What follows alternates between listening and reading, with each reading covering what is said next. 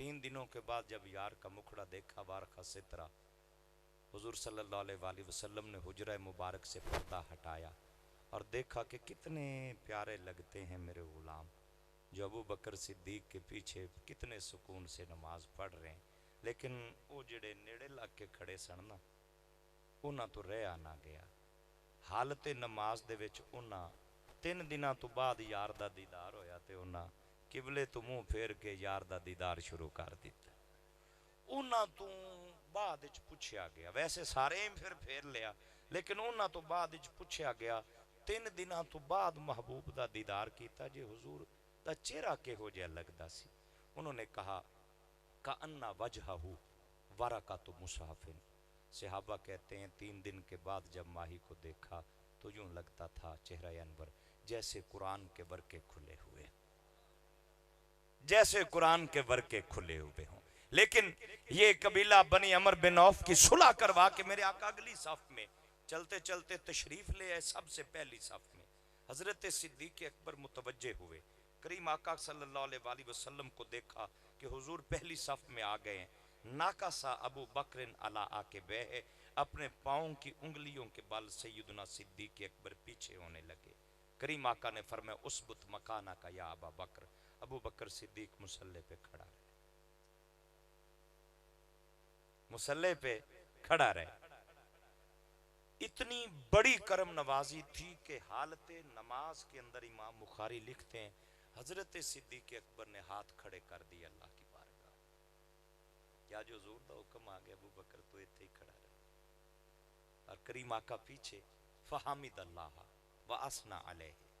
اللہ دا شکر ادا کر رہے ہیں حضرت صدیق اکبر کہ واہ مولا تیرا کرم، اج تیرے یار نے انیاں عزتاں دے چھڑیاں نے سن، لیکن ساتھ ادب۔ اللہ کا شکر ادا کر کے پھر سیدنا صدیق اکبر پیچھے پلٹ آئے، لجپال مصلی امامت پہ آ گئے،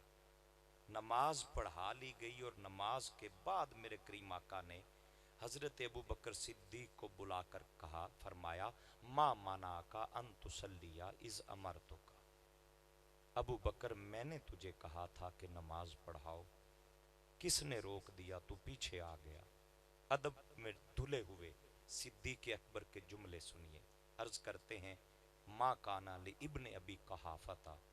ان یصلی بین یدی رسول اللہ، حضور میری کی اوقات ہے، میرے تے باپ دی بھی یہ مجال نہیں۔ اللہ اکبر، میرے کریم آقا صلی اللہ علیہ وسلم، آقا میرے تو باپ ابو قحافہ کی بھی یہ مجال نہیں ہے کہ حضور کھڑے اور ہم مصلی امامت پہ کھڑے رہ جائیں۔ یہ ادب حالت نماز کے اندر بھی جاری و ساری رکھا۔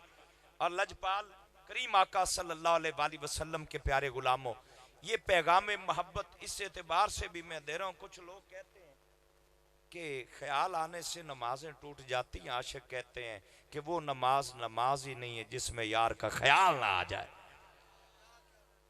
وہ نماز نماز ہی نہیں ہے۔ امام غزالی رحمت اللہ علیہ نے یہاں پر لکھا، وہ کہتے ہیں کہ میں درویشوں فقیروں کو مانتا ہی نہیں تھا، ایک دن سر راہ چلتے ہوئے میں گزرا اور ایک اللہ کے ولی شیخ یوسف نساج رحمت اللہ علیہ کی محفل جاری تھی، کہتے میں عقیدت مند کوئی نہیں تھا، فلسفی آدمی تھا،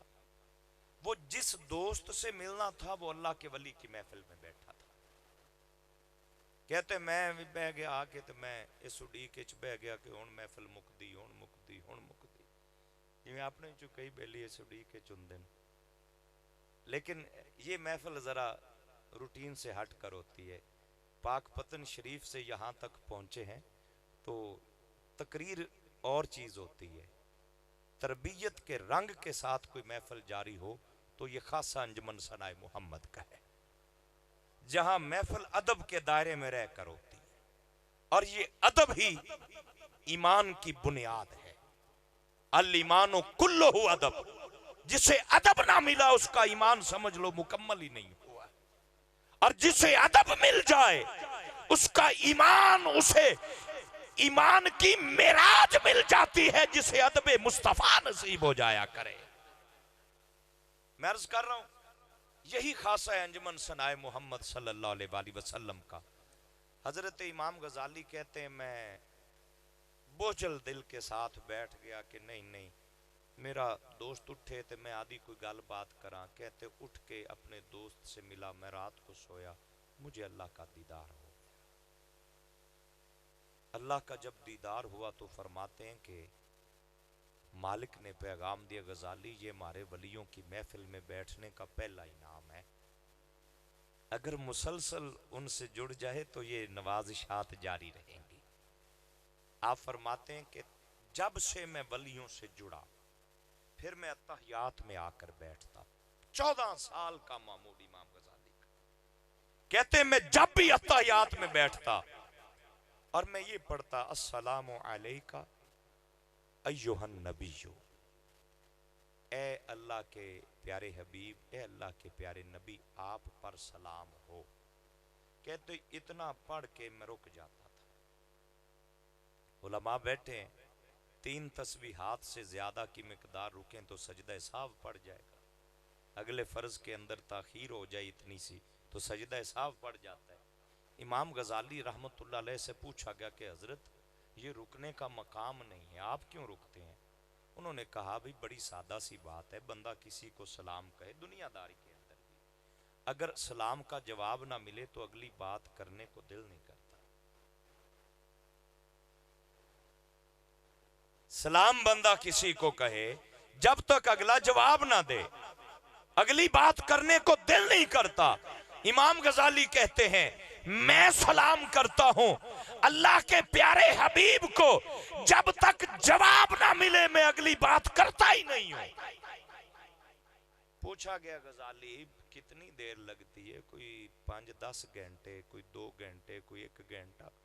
15-20 منٹ؟ اس نے کہا نہیں، جب دل کے رابطے مضبوط ہو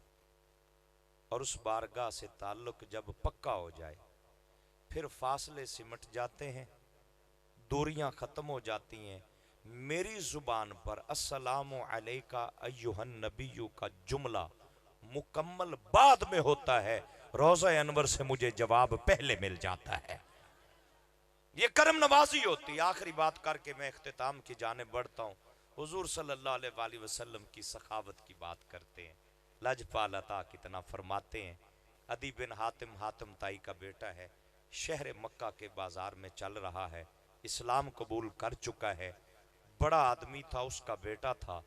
بازار سے گزرا تو لوگ اکٹھے ہو گئے، پوچھنے لگے کہ تو حاتم تائی کا بیٹا ہے، بتا تو صحیح تیرا باپ سخاوت کیسے کرتا تھا؟ دکانداروں کا بازار میں رش لگ گیا۔ اور میں یہ بھی عرض کرنا چاہوں کہ یہ جتنے آج ترقی یافتہ بازار ہیں نا، مکہ شریف کے اندر دور جاہلیت میں بھی